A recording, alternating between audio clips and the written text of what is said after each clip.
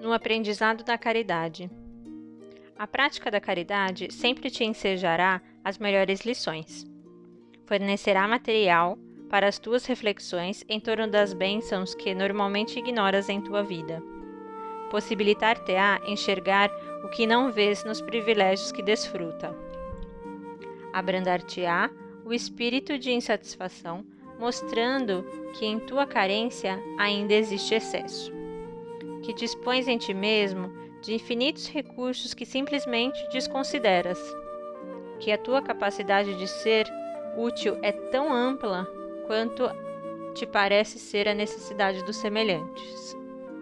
A vivência na caridade te propiciará o amadurecimento espiritual de que só ela é capaz. Colocará silêncio nos teus lábios, discernimento em teus ouvidos e alegria em tuas mãos.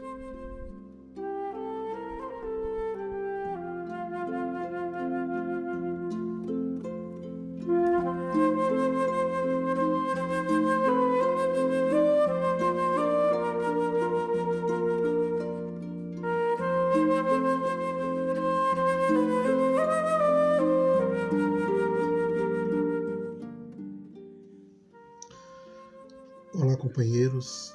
Meu nome é William. Eu sou um trabalhador do Centro Espírita Seara do Mestre e eu vim aqui para a gente conversar hoje sobre um trecho do Evangelho segundo o Espiritismo, mais especificamente no capítulo 5, Bem-aventurados os aflitos. Dentro desse capítulo, ainda mais especificamente, falar sobre motivos de resignação. Então, o Evangelho nos traz a resignação, falando sobre como e por que necessitamos ser resignados e quais são as dificuldades que nos levam a não ser resignados. A grande maioria de nós entende as dificuldades que nós passamos, as dores, as doenças, como um castigo.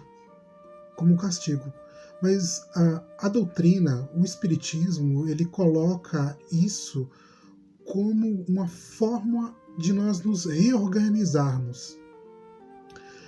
Nós temos uma tendência, a grande maioria de nós tem uma tendência a nos esquecermos de que nós somos seres espirituais. Que essa não é uma primeira passagem nossa neste planeta, ou muito provavelmente até em outras situações, em outros planetas, nós já tivemos experiências. E dentro dessas experiências, e todas essas experiências que passamos neste planeta, vamos nos focar nisso, que nós passamos nesse planeta, ela nos leva a um crescimento, a um entendimento de nós mesmos como seres espirituais que somos. Então, essas vivências, essas dificuldades, as dores, as doenças, todas essas problemáticas que passamos dentro da nossa vida, família, trabalho, amigos, todas elas servem para que nós possamos nos entendermos como seres espiritualizados. Na verdade, não nos entendemos, mas nos desenvolver como seres espiritualizados, desenvolvendo a fraternidade, a humildade, todos esses quesitos que são importantes para nós neste momento da nossa vida, para que nós possamos galgar isso no decorrer dessas passagens. O que acontece com nós quando nós não nos encontramos assim, como nós ainda somos seres materialistas, então a gente ainda se apega muito às paixões, às necessidades materiais. Então, como que nós lidamos uns com os outros? Nós lidamos nesse contexto. Então, por exemplo, a gente trabalha a vida toda para ter prazeres. Então, para ter uma casa, então a gente tem aquela casa gigantesca e mora 3 pessoas. Nós temos um acúmulo de dinheiro, acumulamos dinheiro, compramos carros e conforto, e promovemos para nós a maioria do conforto, e a gente não pensa e de que forma melhor nós podemos usar o nosso tempo, que nós podemos usar o recurso que nos foi promovido. E essas coisas, elas são colocadas na nossa vida exatamente para que nós possamos aprender a lidar com elas de forma mais espiritualizadas, né? Não tem problema nenhum em ter uma casa confortável e grande, não tem problema nenhum em ter dinheiro, não tem problema nenhum. Muito pelo contrário, é bom. Mas o que nós fazemos com isso? Como nós conduzimos a nossa vida? Nós conduzimos a nossa vida só para isso? E o outro que está do nosso lado? E os nossos irmãos, e os nossos parentes, e os nossos amigos? Como nós lidamos com isso? Será que nós entendemos que a problemática do outro é só dele? Não tem nada a ver conosco? Será que nós não olhamos para nossos filhos e para nossa esposa, esposo, para o nosso parceiro e enxergamos nele como se ele fosse também a nossa propriedade? No filme Nosso Lar tem uma passagem onde o André Luiz ele entra na casa dele. Na verdade ele está sentado com o filho está fazendo lição de casa, né? E aí ele pergunta para o André Luiz se ele pode, se o filho pergunta para o pai, no caso o André Luiz, se ele pode ir, né? E o André Luiz ali permite que ele vá, que era o costume da época, né? E aí depois o André Luiz pega a sua xícara de chá e aí ele fica olhando ali para o quintal, toda a sua propriedade, né? Isso está no filme. No livro não tem essa passagem.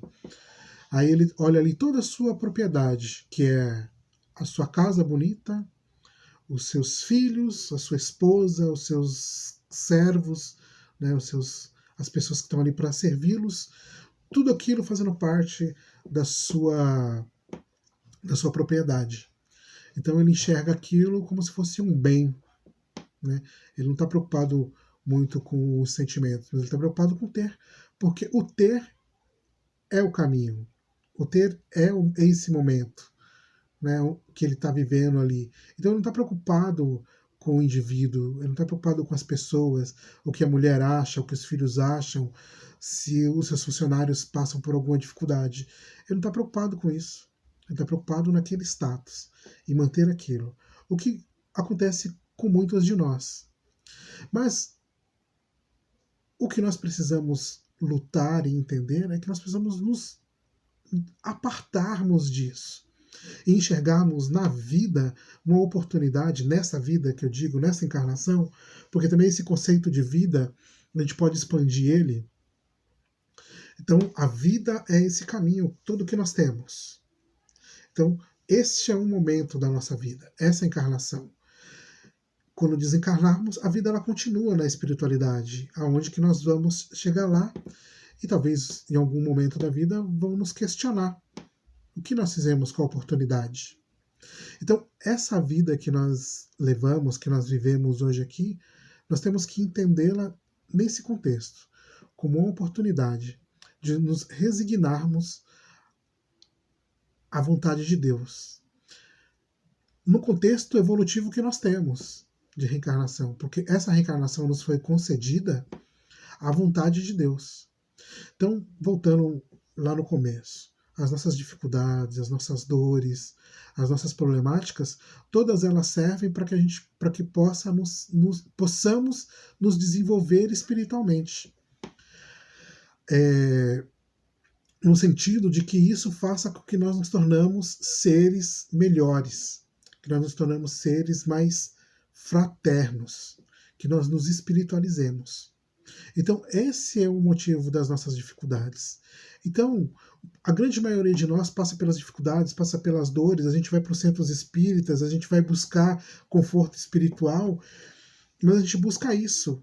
A gente quer a cura das nossas dores, o alívio das dores, o alívio das problemáticas das nossas vidas. Então, se a gente tem um problema financeiro, a gente vai na igreja. A gente vai na igreja e muitas dessas igrejas, algumas dessas igrejas, desses nossos companheiros, eles nos prometem isso. Eles falam, olha, vem aqui que vai multiplicar. Você não tem nada, você quebrou, você está falido, então você vai prosperar economicamente. Mas será que é isso mesmo?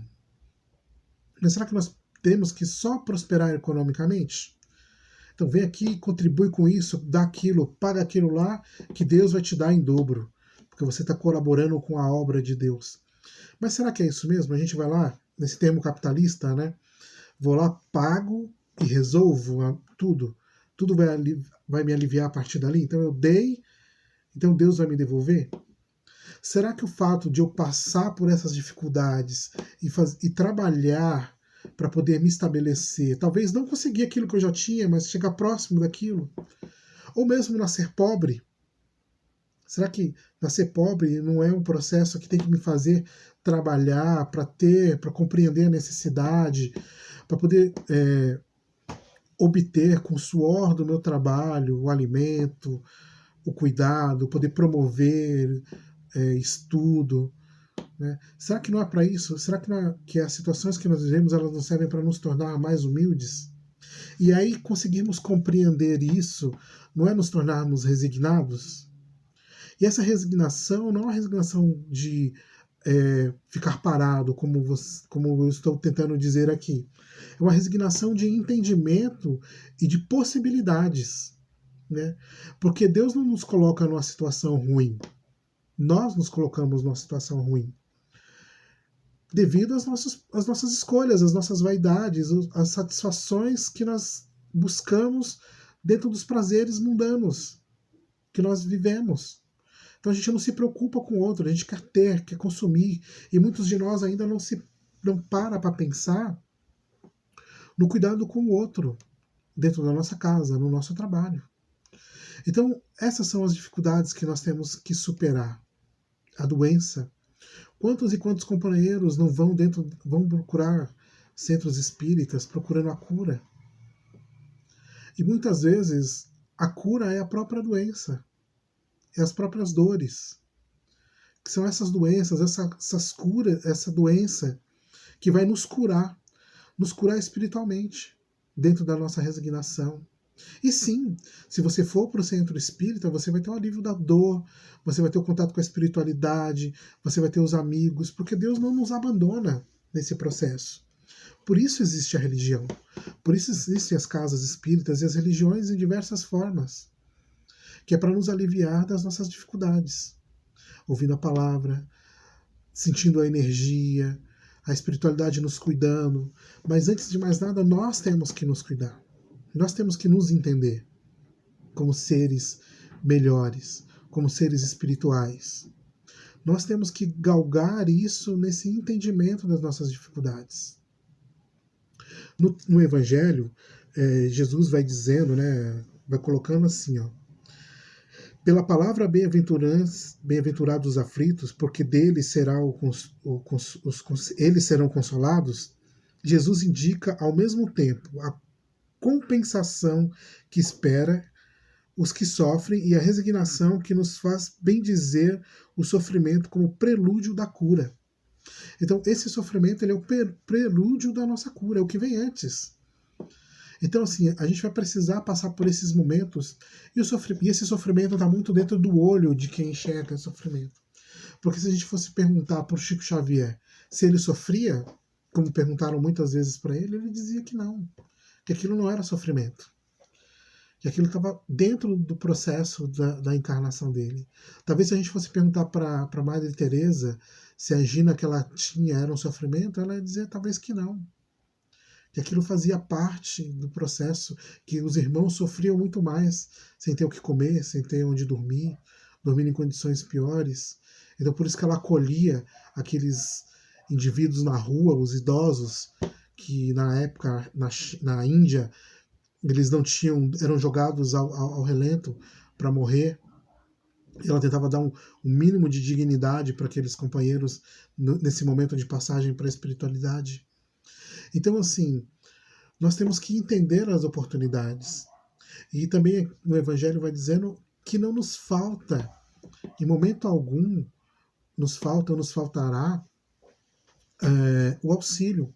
A espiritualidade o tempo todo está nos colocando pessoas, vivências, para que a gente possa aprender. Talvez o Chico Xavier, talvez a Madre Teresa, talvez outros espíritos que passaram aqui, demonstrando para nós, o próprio Cristo, demonstrando para nós que esse momento da vida é um momento de elevação. E que todas as dores e todas as dificuldades elas podem ser superadas por nós. Aqui no livro Os Mensageiros, nós temos a queda de Otávio, no item 7, no capítulo 7 de Os Mensageiros. E o André Luiz, ele está ali se reunindo com grupos de espíritos, né, lá na espiritualidade, e esses espíritos, ele começa a conversar, e ele vê Otávio. Ele relata que Otávio tem uma aparência de uns 40 anos, né, e aí ele se apresenta para Otávio falando que ele era um médico falido, né, que a vaidade e o orgulho o dificultou nesse processo de reencarnação que ele teve aqui na Terra. E aí eles começam a conversar. E o Otávio vai explicando para ele, né? O Otávio diz para ele que ele faliu, que ele tinha uma missão e que ele não conseguiu cumprir essa visão dessa missão por causa da sua vaidade. Então ele explica dois momentos para o André Luiz. Ele explica um momento onde que ele organiza isso na espiritualidade. Ele vai falar para o André Luiz que ele chega na espiritualidade vindo de uma encarnação anterior a essa que ele vai relatar, com muita dificuldade, e algumas entidades amigas o acolhem e os amparam, e ele fica cerca de 30 anos preparando essa encarnação. Então, nessa encarnação, ele vai explicando para o André Luiz que ele não iria casar, que ele teria um trabalho na mediunidade, ele teria que desenvolver um trabalho na mediunidade, não que o casamento impedisse, de alguma forma, esse processo de trabalho na mediunidade, mas para ele não viria, e que os recursos apareceriam para ele de acordo conforme ele fosse se demonstrando, né? Isso quer dizer o quê? Que ele viria pobre e os recursos iam chegando para ele de acordo conforme ele fosse desenvolvendo o seu trabalho, né, nesse quesito da mediunidade, consolando os sofredores, consolando aqueles que chegassem até ele, encarnados e desencarnados. Depois, essas entidades, cerca de 6 entidades que os acolheram, chegariam para ele como órfãos, que ele também acolheria elas nesse contexto. E viriam vários companheiros nesse contexto para poder auxiliá-lo. Essa é a primeira parte da história que ele conta para o André Luiz. A segunda parte é a execução desse trabalho encarnado. Então ele reencarna, a mãe dele é espírita desde criança, frequenta um centro espírita que o acompanha. O pai dele é materialista, mas ele relata que é um homem bom, né? Não tem um apego espiritual, mas é um homem bom. Só que quando chega em determinada época da vida dele, por volta de uns 10, 12 anos, a mãe dele desencarna e volta para a espiritualidade. E a partir dali ele passa. E sempre ele teve essa questão da espiritualidade, vendo coisas, olhando coisas. E nesse começo a mãe dele ajuda muito ele nesse contexto, que é um desses espíritos que a espiritualidade coloca para colocar ele no caminho do espiritismo, da espiritualização. Tanto que ele está dentro do centro espírita. A mãe dele é frequentadora do centro espírita. E aí ele fica com o pai. E o pai dele adquire um novo casamento. E nesse casamento, a esposa, a nova esposa, vem com 3 crianças. E o Otávio, né, que é o espírito que nós estamos, ele começa a perceber, cada ano que passa, mais essa questão da espiritualidade. Ele começa a ver coisas, às vezes vê os espíritos, vê os amigos, né, coisas boas e coisas não tão boas. E ele começa a achar que ele está alucinado. E quando chega por volta dos 19 anos, e ele enxerga na madrasta dele uma pessoa menor que ele, inferior a ele. Ele se coloca como superior a ela. Então eles não se dão muito bem por causa do orgulho do Otávio, né? E aí o Otávio vai procurar um médico, porque ele acha que ele está ficando louco, né? E mesmo assim ainda desenvolvendo os trabalhos dentro da casa espírita. E o médico diz para ele que ele não tem nada, né? Que na verdade aquilo é uma energia acumulada e que na verdade ele devia procurar experiências sexuais. E assim ele vai fazer, né? Então ele vai se locomover nesse sentido, onde ele acredita que ele precisa de experiências materiais, né? Carnais. E aí ele vai desenvolvendo todo esse trabalho, ainda trabalhando dentro do centro espírita, mas buscando ainda essa questão material para poder saciar os seus desejos mais primitivos. O que acontece? O pai desencarna, a madrasta dele ele tem mais 3 filhos, né? São 6. E aí a madrasta dele descobre que tá com lepra. E aí ela é levada para um leprosário e as crianças ficam para que Otávio cuide. Mas ele fica com nojo das crianças e renega as crianças ao Léo. E elas vão para um orfanato, alguma coisa nesse sentido. E ele faz o quê? Ele acaba contraindo um casamento forçado devido às suas dificuldades, né? Se associa a essa mulher, onde ele vai ter um filho com ela, e ele fica cada vez mais desgostoso da vida, alcoólatra, se torna alcoólatra, desencarna por volta dos 40 anos, né, numa vida muito difícil com a esposa e o filho que ele contrai, né, com essa esposa, e assim ele desencarna acometido de sífilis e alcoólatra. E aí quando ele chega na espiritualidade, onde ele é acolhido mais uma vez, e aí ele se dá conta de tudo aquilo que ele deixou de fazer de acordo por causa das suas dificuldades materiais, por causa da busca de saciar a sua vaidade, com medo daquilo que se propôs para que ele fizesse. Então, quantos de nós não cedemos aos caprichos materiais, nessa nosso desejo de contrairmos bens, de sermos aceitos, né? Quantos e quantos de nós não questionamos a Deus nos momentos da nossa vida, onde nós passamos por dificuldades?